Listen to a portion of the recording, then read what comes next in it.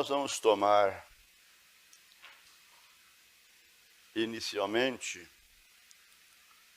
a mensagem antiga que foi traduzida e imprimida ali em Goiânia, porque estas novas que recebemos ultimamente, os parágrafos não estão batendo, né? Então, por isso estou dizendo que vamos meditar na antiga. Amados, eu creio que a volta de nosso Senhor Jesus Cristo, ou seja, a sua segunda vinda, deve ser a maior preocupação de todos os cristãos, de todos aqueles que anelam serem arrebatados.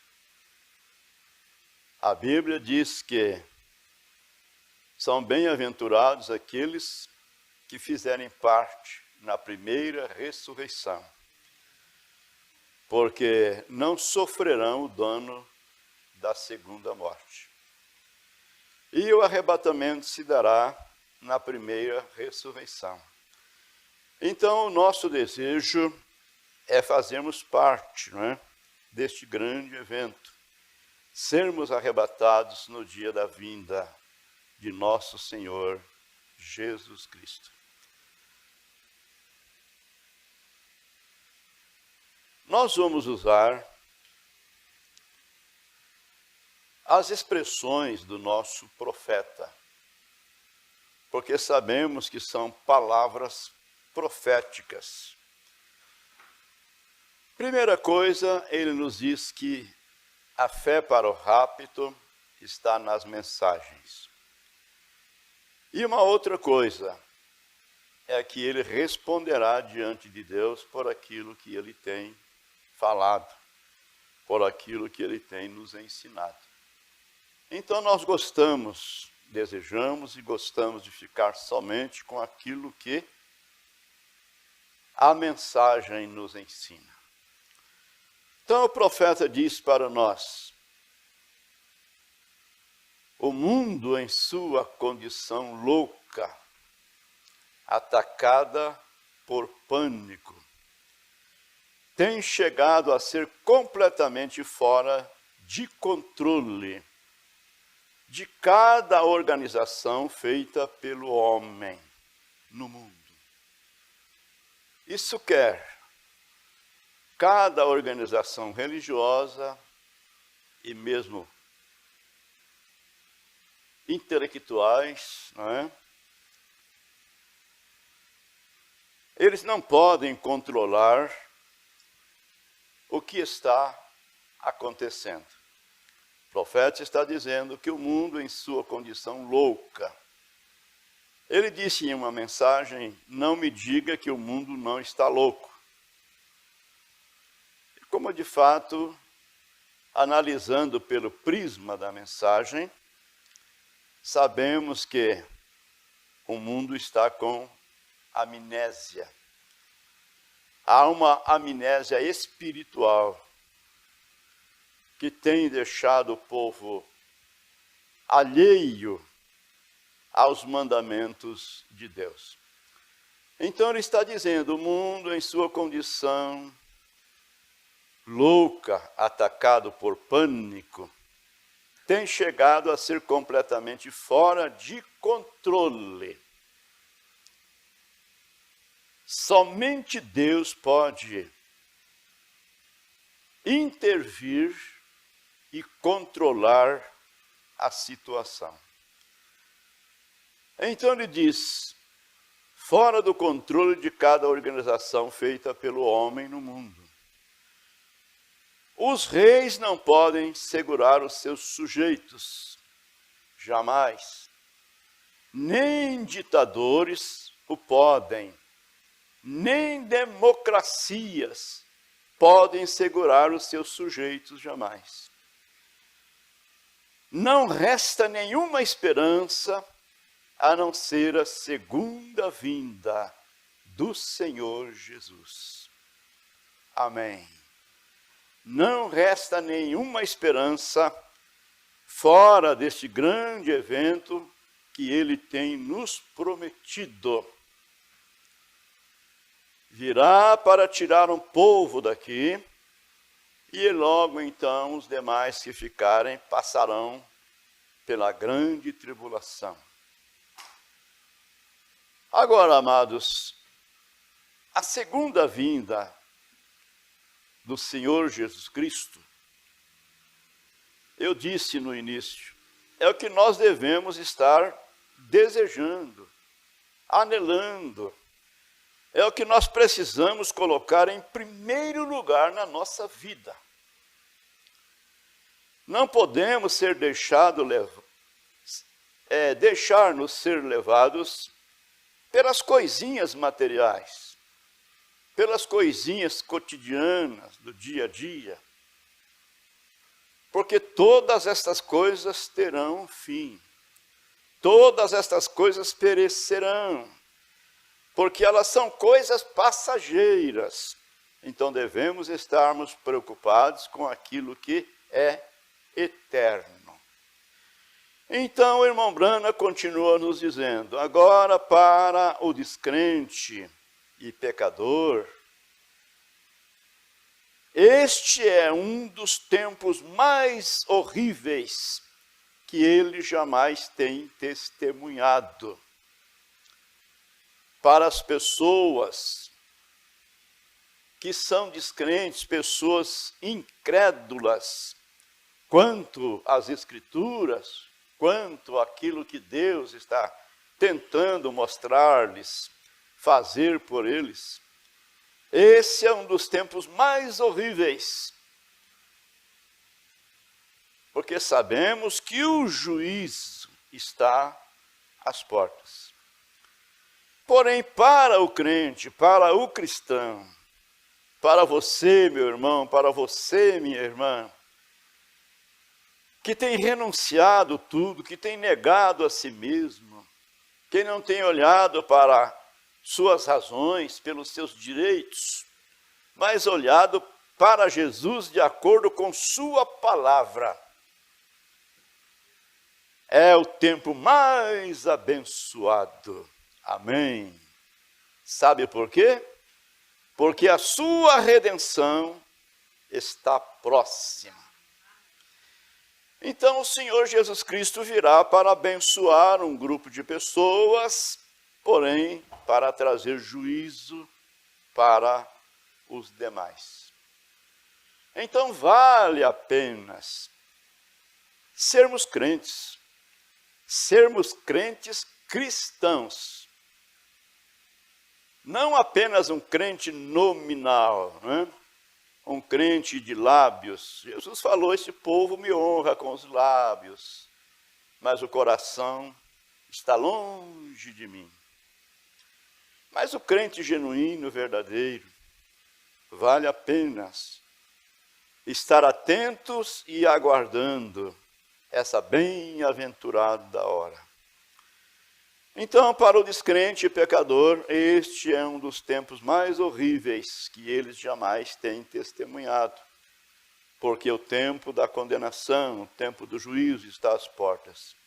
Porém, para o crente é o tempo mais abençoado, pois sua redenção está próxima. Então, nos mostra que há duas facções de pessoas, de gentes, na terra hoje: o crente e o descrente. E o Senhor Jesus virá para buscar um, porém o outro o Senhor vai condenar. Sua vinda irá abençoar um e amaldiçoar o outro. Que Deus tenha misericórdia.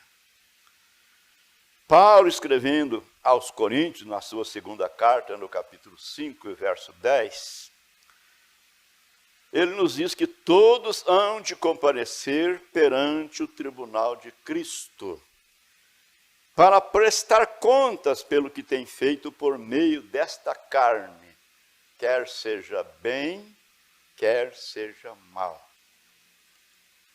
Não haverá escape, todos terão que comparecer ali.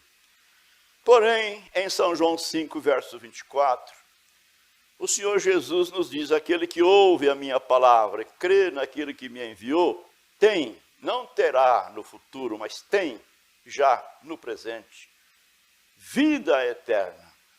E não entrará em condenação. Isso quer dizer, não passará pelo juízo, porque está sendo julgado agora pela palavra.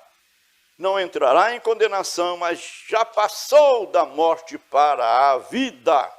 Amém. Sejamos agradecidos. Vamos viver aqui os dias que nos resta com nossa cabeça levantada. Não importa o que esteja acontecendo, chova ou faça sol, faça frio ou calor, né? Com a despensa cheia ou vazia, o nosso Deus é o mesmo Deus da viúva de Sereta. Amém. Aleluia. Ele pode multiplicar o restinho de farinha, o restinho de azeite, não é? Ele não vai deixar os seus filhos morrerem de fome. Então podemos levantar a cabeça porque temos um Deus em quem nós podemos confiar.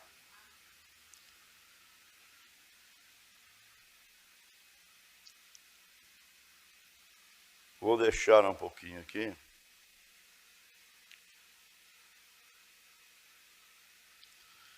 Sua vinda irá abençoar um e amaldiçoar o outro. Isso não quer dizer que nosso Deus é um Deus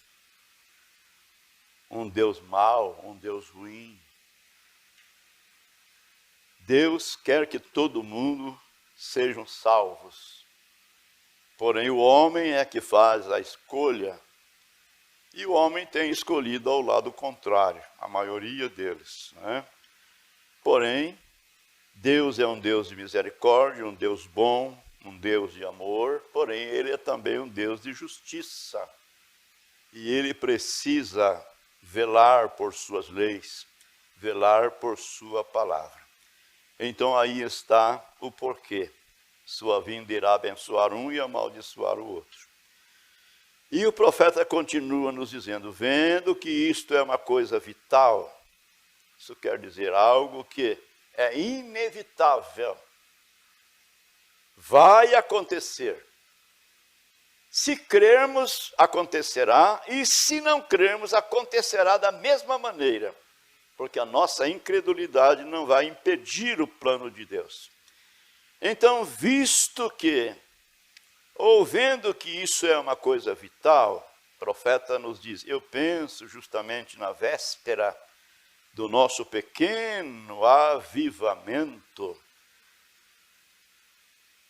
nós devemos olhar solenemente nas Escrituras e ver quão perto estamos. Ora, os discípulos do Senhor, os apóstolos do Senhor, eles viveram em esperança, dizendo ou crendo que Jesus voltaria em breve. William Marion Branham, quando pregou a sua mensagem precursora da segunda vinda do Senhor, ele sempre dizia que a volta do Senhor Jesus Cristo está prestes a acontecer. Porém, os anos têm se passado, agora mais perto da nossa salvação nós estamos. Estamos agora mais perto da nossa salvação de que quando aceitamos a fé. Então a Bíblia diz que a noite é passada, o dia é chegado, vistamos então das armas da luz. Vivamos como que de dia. Ele diz, não em glotonaria, não em bebedeiras, não nessas coisinhas que não promovem nenhuma edificação espiritual. Então ele diz, devemos olhar solenemente nas Escrituras e ver quão perto estamos. Se eu quisesse saber que hora é, olharia no meu relógio. Se eu quisesse saber o dia da semana, o mês, o ano, eu olharia no calendário. E se eu quero saber o tempo de aproximação deste grande evento, isto é, falando da segunda vinda do Senhor Jesus, eu olharei na palavra de Deus. Porque ela fala da proximidade do tempo. Pois a Bíblia diz, ora, quando estas coisas começarem a acontecer, olhai para cima e levantai as vossas cabeças, porque a vossa redenção está próxima. O tempo está próximo. Então, se quero ver o dia, a hora, a aproximação da vinda do Senhor, eu olharei nas Escrituras. Então nós vemos essas Escrituras se cumprindo, não é? Exatamente como foi profetizado. Ele disse em São Lucas 17 que como foi nos dias de Noé, seria também nos dias da vinda do Filho do Homem.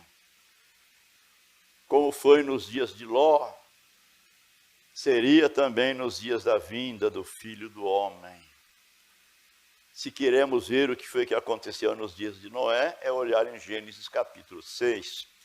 Se queremos ver o que aconteceu nos dias de Ló, é olhar em Gênesis capítulo 19. E então, para sermos sinceros, temos que reconhecer que estamos vivendo dias idênticos àquele. Dias idênticos àquele. O profeta de Deus vem e diz para nós que nos dias de Noé eram problemas de casamento e divórcio.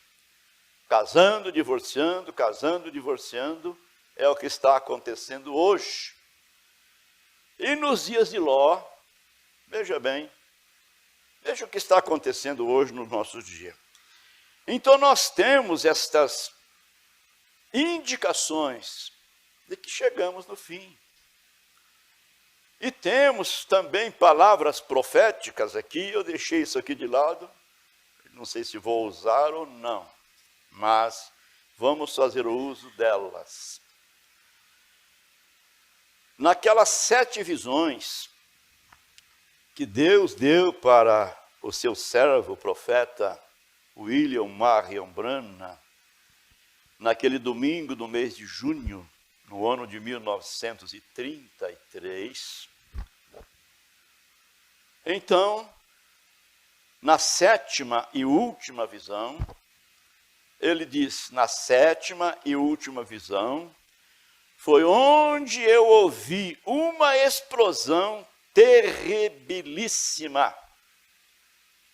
E quando voltei para olhar, vi apenas ruínas, crateras e fumaça por toda a terra da América.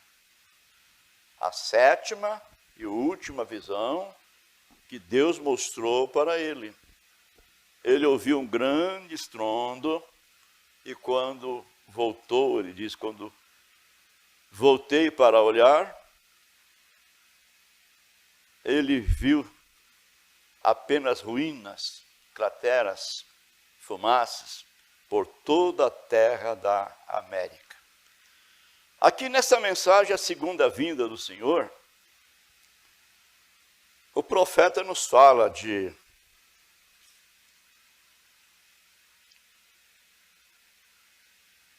3 minutos para meia-noite. Diz, eles têm um filme que diz que falta 3 minutos para meia-noite. Essa meia-noite marcando a volta do Senhor Jesus. E esses dias eu recebi um vídeo, até mandei para o irmão Júnior, né? Dizendo que esses grandes cientistas, eles depois que começou a guerra da Ucrânia, eles encurtaram isso para 90 segundos, para o fim do mundo. Não é para a vinda do Senhor, é para o fim do mundo. E nós sabemos que antes que o mundo chegue no fim, a noiva estará na ceia das bodas do Cordeiro, não é isso?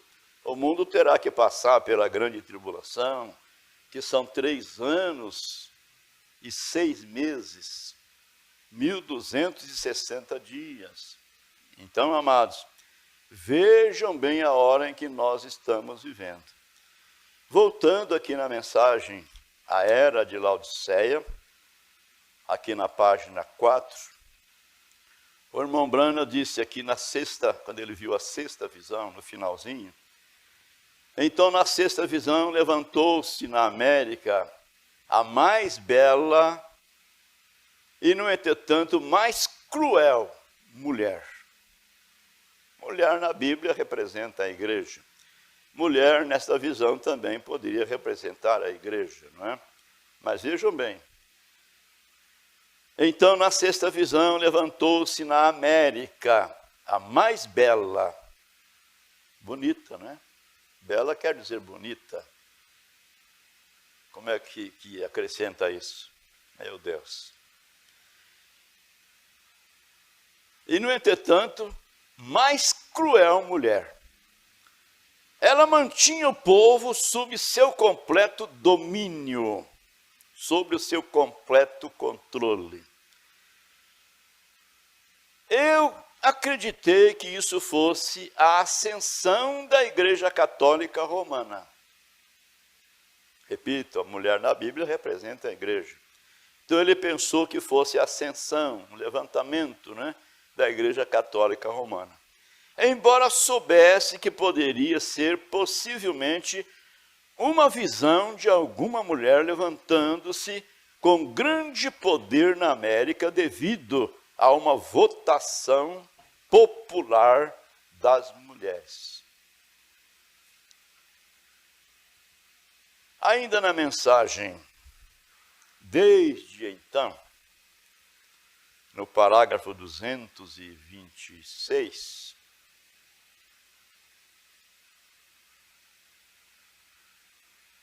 o profeta diz: eu não terei tempo nesta reunião para lhes contar. Em 1933, esta é uma nação de mulheres, falando da América. É o número 13, ela aparece no capítulo 13 de Apocalipse, 13 estrelas, 13 listras, 13, tudo é 13. Tudo é mulher. E recordem,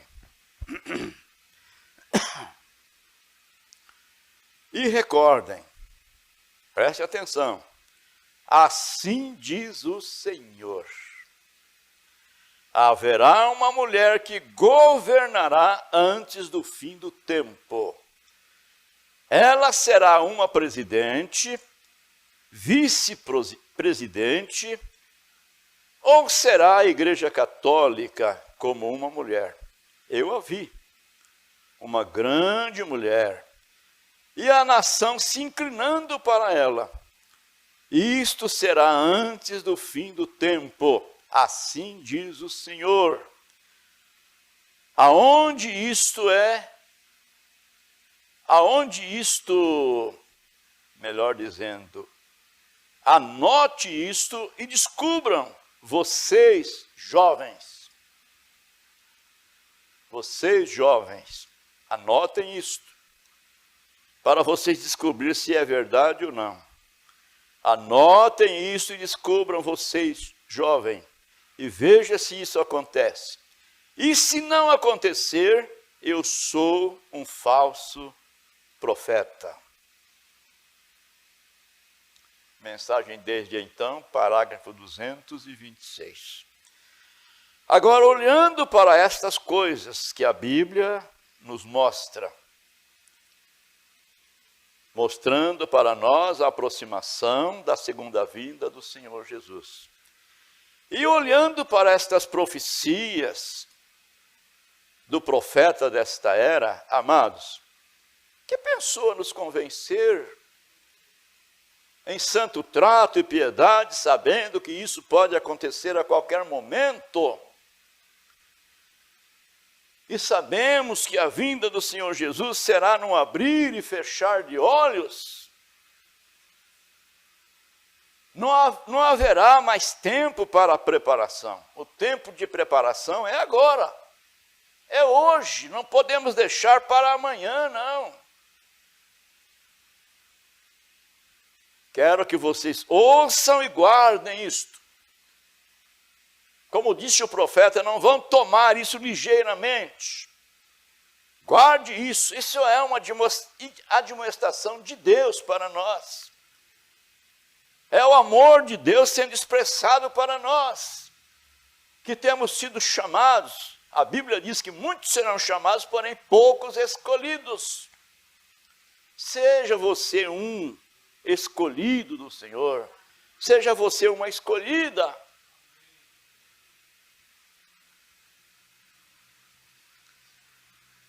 Meu Deus.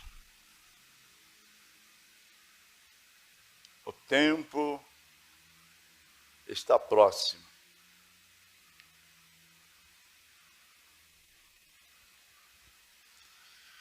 Olha, o irmão Branham nos diz que os discípulos de Jesus, uma vez, chegaram ao ponto onde eles estavam olhando as coisas carnais, as coisas terrenas. É claro, eles eram humanos também, como nós somos humanos, olhando as coisas carnais. As coisas carnais ou as coisas naturais da terra, tal como eu e você, né? Agora aqui,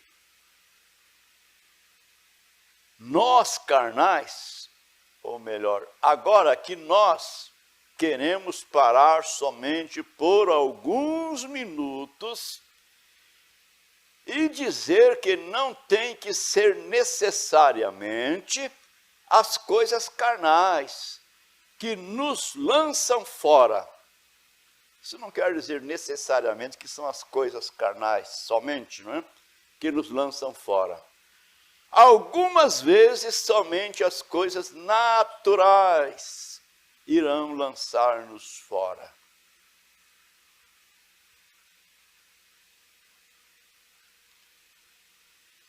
A Bíblia fala sobre a idolatria.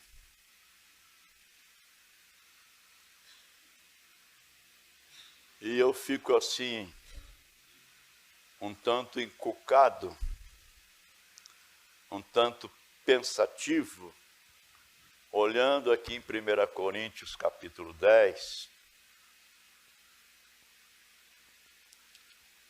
Vamos observar isso aqui juntos, porque eu creio que isso aqui é bom para nós.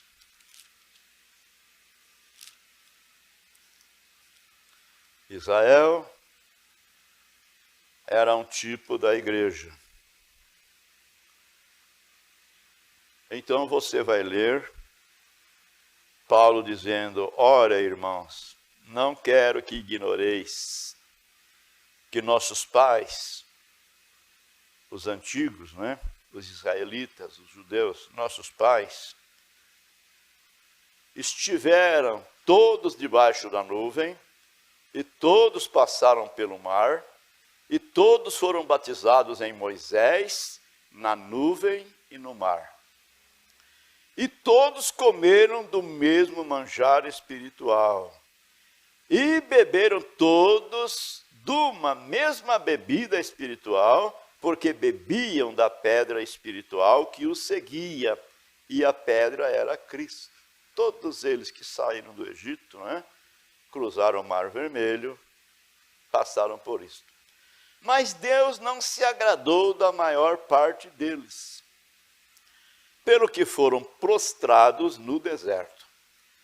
E estas coisas foram-nos feitas em figura, para que não cobicemos as coisas más, como eles cobiçaram. Não vos façais, pois, idólatras, como alguns deles, conforme está escrito. O povo assentou-se a comer e a beber, e levantou-se para folgar.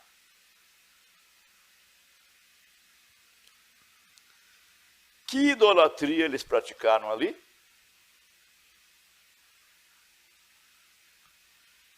Então, qualquer coisa que colocamos ante Deus, quer dizer, primeiro que Deus, é idolatria. Porque tem que ser Deus primeiro. É Deus em primeiro lugar.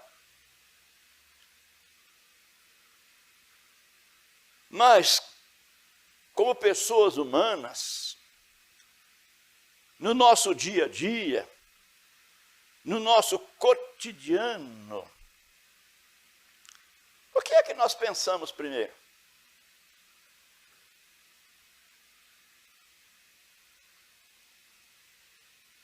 É Deus em primeiro lugar?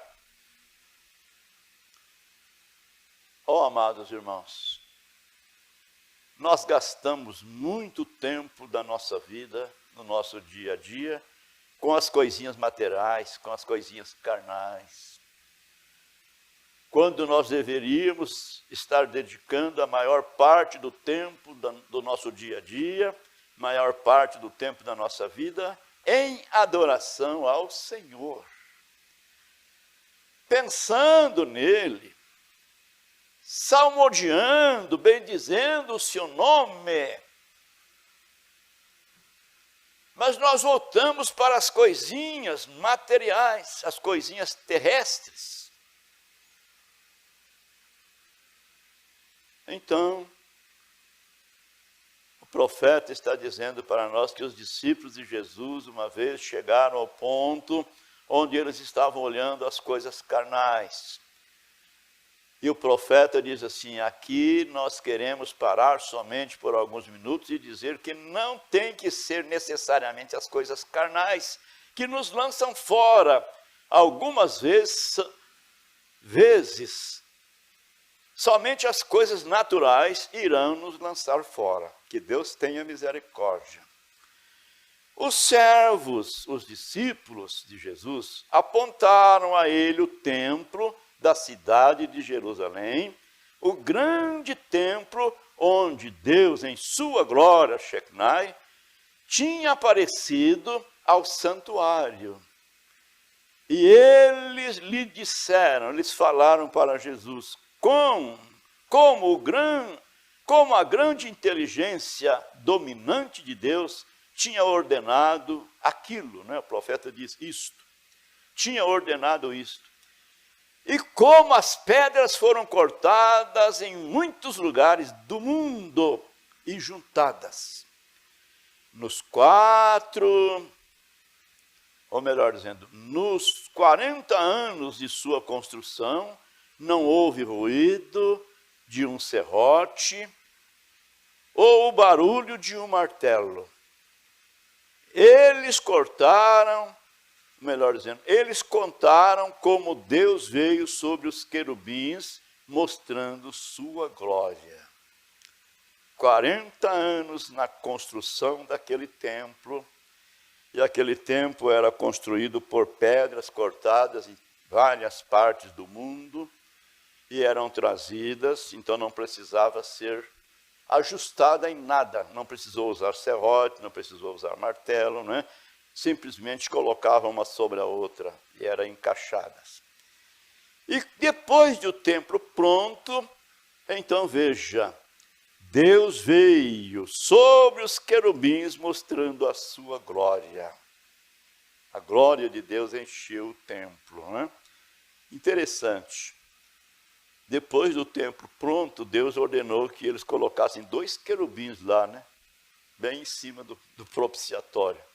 E a glória de Deus veio ali e encheu aquele lugar. Então, os discípulos estavam, né? O profeta disse que eles tinham esperança na igreja. Então, mostraram para Jesus e contaram para Jesus como aquilo havia acontecido. O profeta diz, eles tinham grande esperança na igreja. Porém, Jesus lhes disse para não olharem todas estas coisas. Embora aquele lugar fosse um lugar santo, um lugar bom, era uma casa, o lugar de habitação do Senhor. Porém, Jesus disse, não olhem estas coisas, pois eu tenho algo para lhes dizer que é milhares de vezes melhor do que isto. Pois vem vindo um tempo, e ele lhes disse, que não haverá uma pedra sobre a outra. Não importa. Agora veja bem, né? Jesus falou, vocês estão olhando, admirados de como isso foi construído, mas virá um dia, virá um tempo que aqui não ficará pedra sobre pedra que não seja derribada. Leia São Mateus 24 e você verá isto. Então o profeta diz, não importa quão bem tentamos cuidar dos nossos seres físicos. Preocupação, não é? Com o nosso ser físico, não é? Uma intuição, não é? Agora há alguma coisa por detrás disto. Há alguma coisa por detrás disto.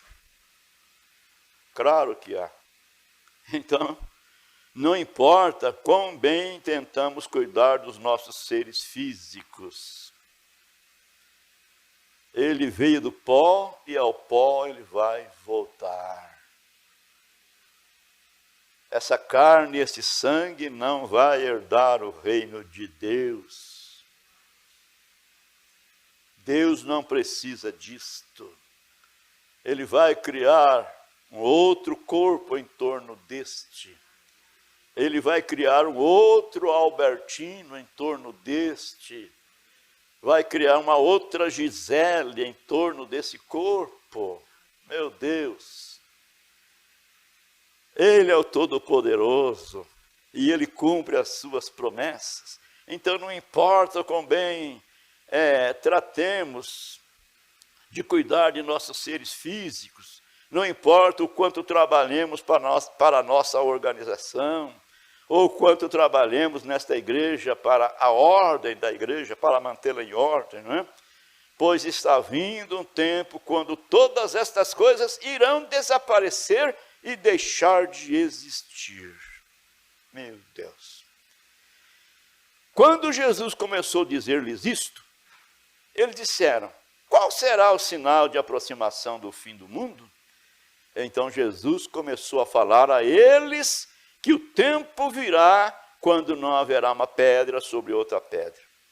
Ouvireis de guerra, rumores de guerra, pestes e terremotos, em diversos lugares. Jesus falou sobre tudo isso, né? Haverá guerra, rumores de guerra, peste, fome, terremotos em vários lugares. E eles, porém, não será o fim, não é isso. Mas é uma aproximação de sua vinda. Agora, amados, nós temos ainda um tempinho. Deixa-me ler isso aqui na íntegra. Então, amados, deixa eu voltar aqui.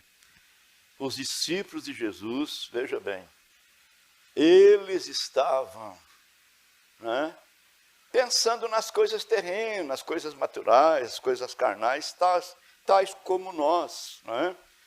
Porém, Jesus disse para eles, olha, eu vou mostrar coisas para vocês que é milhares de vezes muito melhor, muito mais importante do que isso que vocês estão pensando. Então, o irmão Brana, falando de terremoto, ele diz, outro dia, foi nosso privilégio estarmos num culto aí na Califórnia. Foi a primeira vez que minha esposa esteve em um terremoto.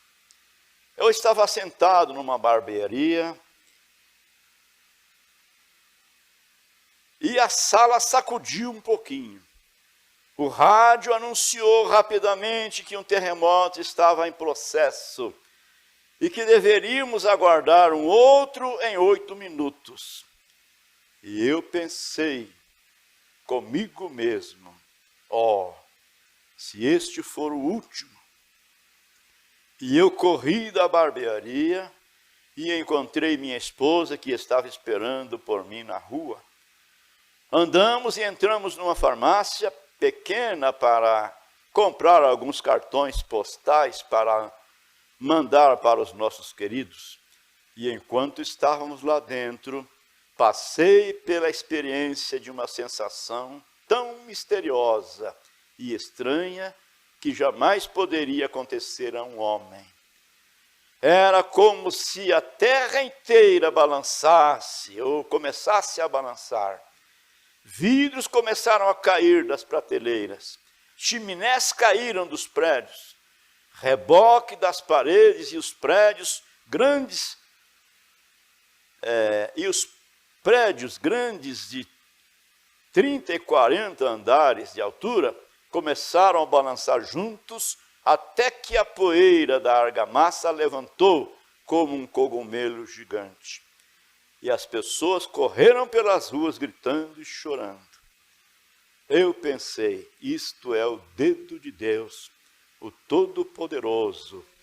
O manuscrito está na parede. E o Senhor Jesus disse, quando virdes terremotos em diversos lugares, quando virdes estas coisas acontecerem, a terra trincou-se e abriu, preste atenção, a terra trincou-se e abriu na estrada por uma grande distância, mais ou menos 2 metros de largura e milhares de metros de profundidade na terra. Que coisa! Abrindo uma brecha, não é? 2 metros de altura e milhares de metros de profundidade.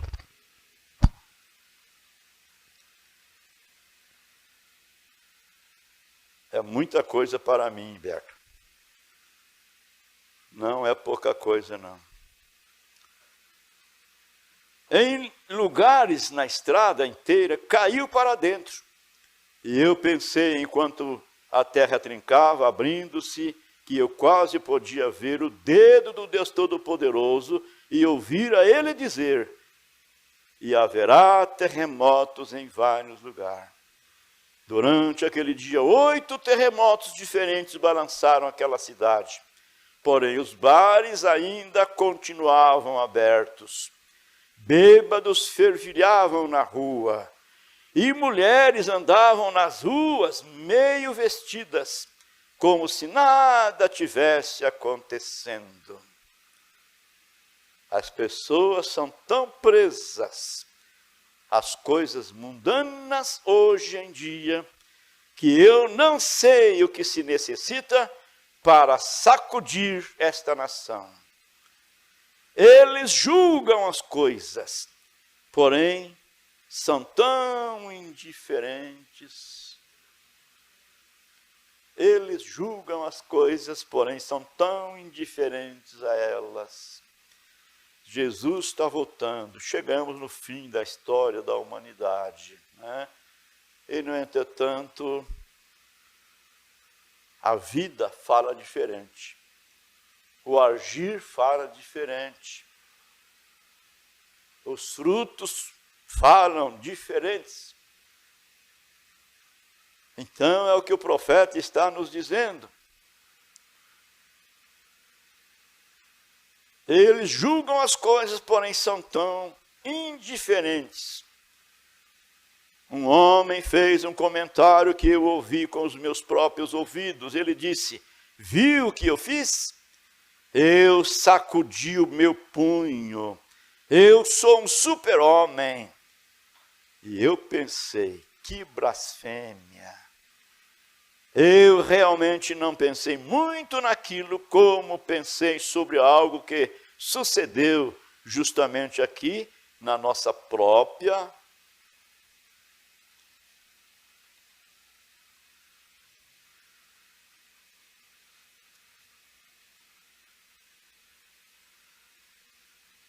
na nossa própria cidade.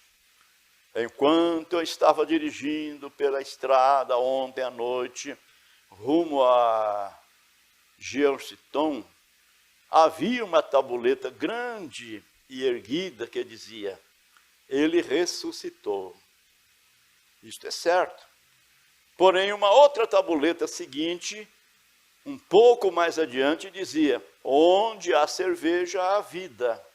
E eu pensei, que blasfêmia! Não há nada mais que isto. A palavra diz que antes da segunda vinda de Cristo, os homens seriam blasfemadores, andando em suas próprias lascívias pecaminosas, quebradores de tréguas, isso é, tratam e não cumprem, né? Tratam e depois voltam atrás, quebradores de tréguas e falsos acusadores. Como o mundo se tem tornado tão iludido. Em Bombaim, Índia, recentemente, enquanto eu e meu filho Billy estávamos lá, num grande culto onde dezenas de milhares de hindus deram seus corações a Cristo, veio um grande aviso. Agora quero que vocês reparem a inteligência da natureza. De repente, por alguma razão desconhecida, todos os passarinhos na cidade começaram a ir embora, ir para o campo. Agora, na Índia, todas as cercas, ou melhor, suas cercas não são como as nossas. Eles não têm cercas de madeira, eles têm cercas grandes de pedras, as quais são construídas altas. Notamos que todo o gado, ovelhas, bois, começaram a afastar dos muros e prédios e irem para o meio do campo, onde eles começaram a formar e andar em círculo. Então, de repente, um grande terremoto atingiu e derrubou os muros.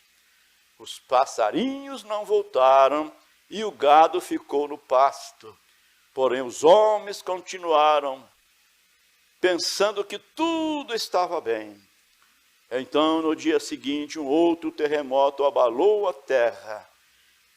E mais prédios caíram e os projéteis voaram. Mas no terceiro dia, o gado tornou aos muros e os passarinhos à cidade. Aquele que alimenta os pardais, aquele que trouxe suas criaturas pequenas para dentro da área aonde vive, melhor dizendo, para dentro da arca, ainda vive e reina. Aquele, o grande Deus, o Todo-Poderoso, ainda reina e vive. Os passarinhos e os animais parecem possuir mais inteligências sobre Deus do que o homem, o qual ele criou à sua imagem e semelhança.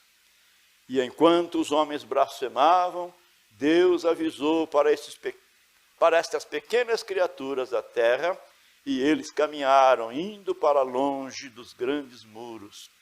Eles seriam mortos, amassados nas fendas das pedras, enquanto os muros balançavam para lá e para cá.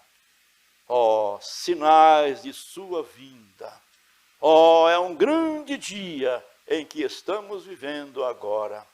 Terremoto em diversos lugares, pestes e todas aquelas coisas que Jesus falou estão aqui. No meu ponto de vista,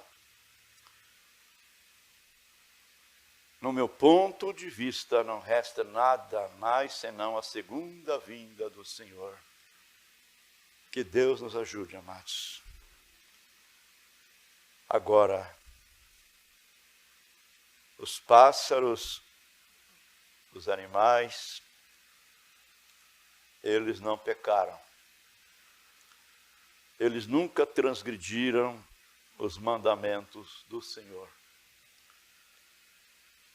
O profeta chega a dizer assim: se uma cadela soubesse que ela teria que colocar roupas, por certo ela colocaria. Mas os seres humanos, criados, à imagem e à semelhança de Deus, foram os que pecaram. E desde que o pecado entrou, essa coisa tem sido assim, até que o Senhor Jesus Cristo venha. E o diabo tirará suas mãos sujas desta terra. Amém. Essa terra será purificada. Por isso João viu novos céus e nova terra. Deus vai fazer nova todas as coisas e nós vamos viver eternamente aqui.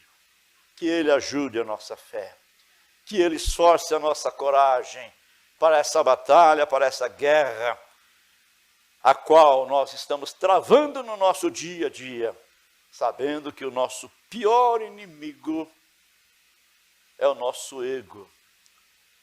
Somos nós mesmos, é o nosso pensamento, é a nossa maneira de pensar, a nossa maneira de agir, é a nossa carnalidade, é a nossa natureza humana. Então vamos vencer esse inimigo, vamos crucificá-lo, vamos colocá-lo no altar do Senhor, vamos amarrar esse cão negro e não vamos dar alimento para ele. Porque se alimentamos ele, ele vai ficar forte. Né? Ele vai ficar forte cada dia, fortalecendo mais. E assim sendo, ele vai vencer a batalha. E se ele vencer a batalha, nós perderemos a oportunidade de sermos arrebatados. Que Deus nos ajude. Estou falando isso baseado na resposta do índio, né? Desde que o índio converteu, há 2 cães rosnando dentro dele constantemente. Rosnando um contra o outro. Qual dos 2 ganha a batalha, índio? O índio respondeu, depende daquele a quem mais se alimenta. Grande Deus, aqui estamos nós. Até aqui chegamos pela graça do Senhor. Com essa fé pequenina, porém, Pai, essa fé está ancorada na palavra do Senhor. Nós estamos em busca de uma fé suprema. Oh Deus, aquela fé de Jesus Cristo, que é a fé que vence o mundo. Aquela fé de transformação, para sermos transformados no dia da vinda do Senhor, num abrir e fechar de olhos, para estarmos com o Senhor de eternidade a eternidade. Ajuda-me a mim, Senhor, ajuda este irmão, ajuda esta irmã. O Senhor sabe que o querer está em nós, porém, muitas vezes não damos conta de efetuar. Então precisamos do Senhor em nós, tanto com o querer como com o efetuar. Porque se o Senhor nos concede graça, em Ti nós seremos mais do que vencedores. Fica conosco. Te pedimos no nome do Senhor Jesus. Amém.